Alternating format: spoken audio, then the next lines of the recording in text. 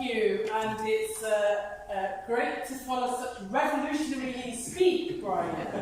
I want to thank Stop the War for its continued resilience, really, in combating and standing up against war, not just here, but internationally.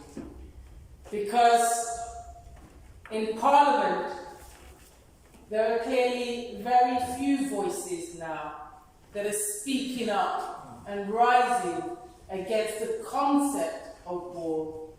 And despite threats, Stop the War remains that force of resilience that is much needed to keep our fire to the ground, really, and to continue to argue for peace, not war.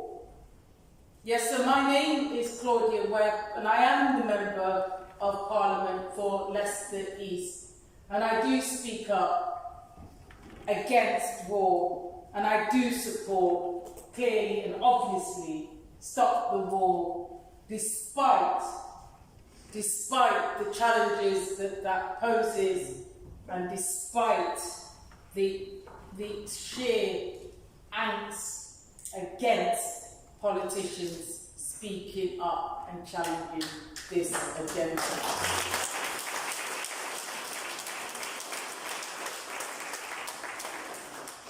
In speaking of Leicester, I want to just open my remarks by saying that we at Stop the War should continue a path of solidarity with the community of Leicester from my constituency and elsewhere, up and down the country, who have staged peaceful protests outside the manufacturing base of Elbit Systems.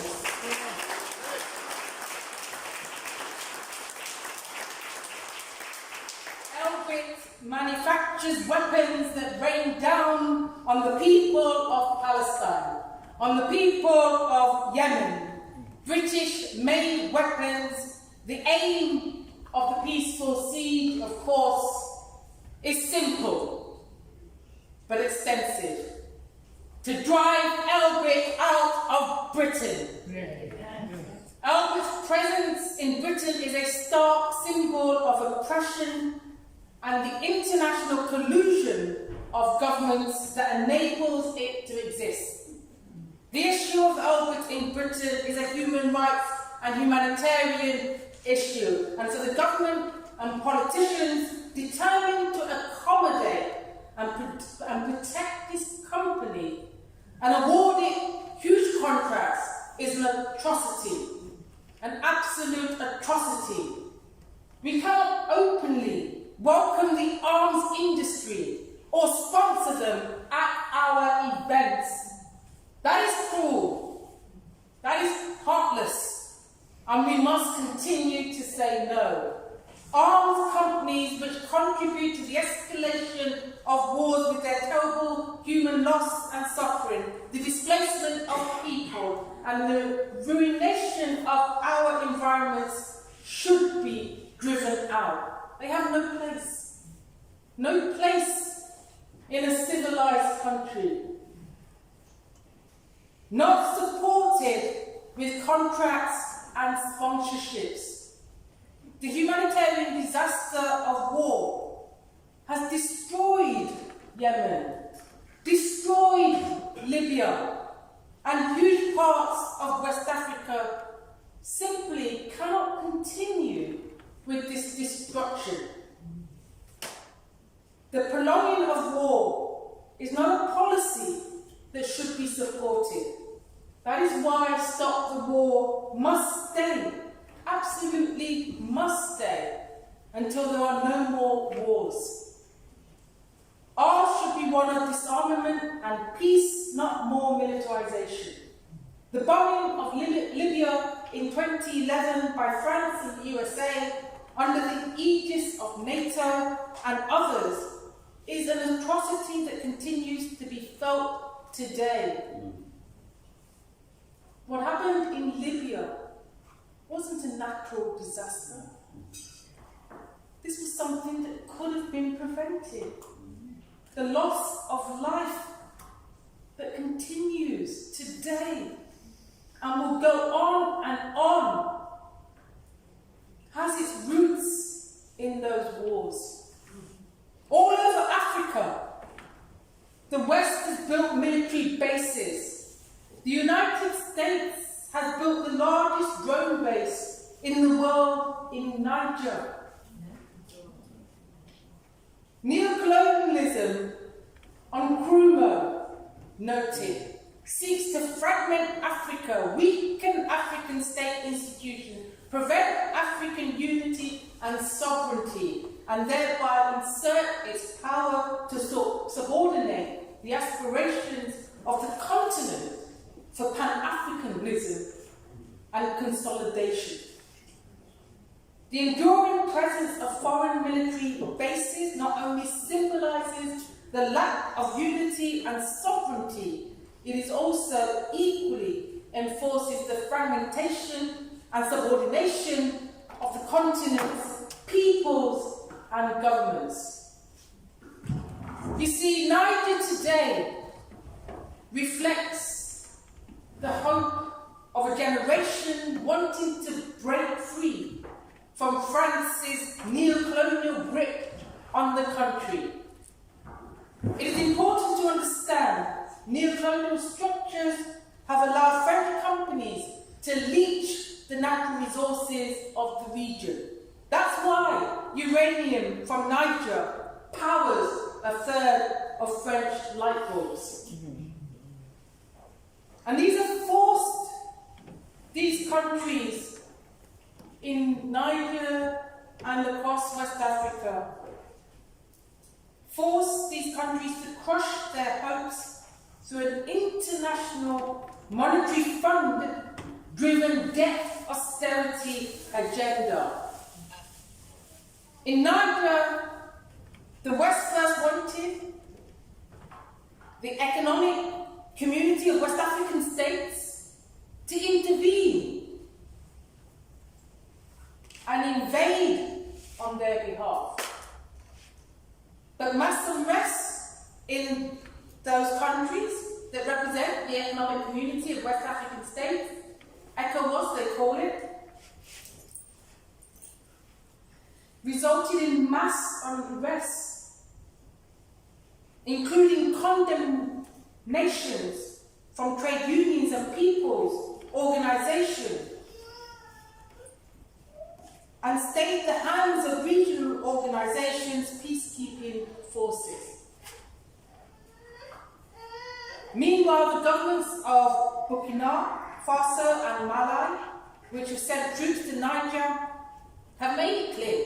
They said military intervention against the government of Niger will be taken as an invasion of their own countries. Of course, this government we speak of is itself a military coup.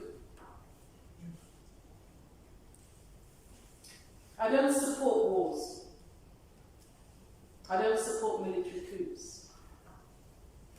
But we have to understand the history of what brought Niger to where it is today. We can no longer deny that there is a new mood of defiance in the global south.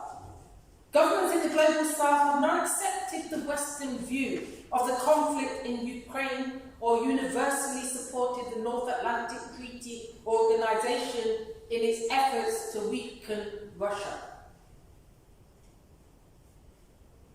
The global south is reorganizing to pursue its own interests. They are fed up with the IMF-driven debt austerity cycle and the bullying of the West. It is a non-aligned internationalism that is emerging. The term, of course, has its origins in the non-aligned conference held in Belgrade, Yugoslavia in 1961, which was built upon the foundations laid at the Asian African Conference held in Bandung, Indonesia in 1955. Former Ghanaian President Kwame Nkrumah famously said at the time, We face neither east nor west, we face forward. He said that at a time when African nations were pulling away from their European colonizers, while the US and Soviet Union were vying for influence, and France and the UK were clinging to theirs,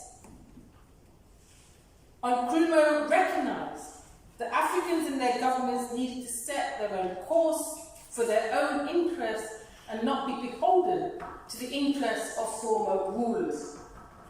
You see, our role as peacemakers, we here in Stop the War, must mean that we must continue to challenge the IMF and their role in exacerbating the poverty brought on by colonialism and transforming it into a permanent debt crisis. The governments of the global West keep the market happy at the expense of the downward spiral of living conditions for the vast majority of the people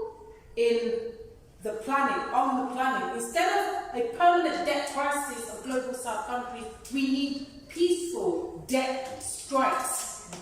The struggle of those global South countries must be overcome through peaceful mechanisms.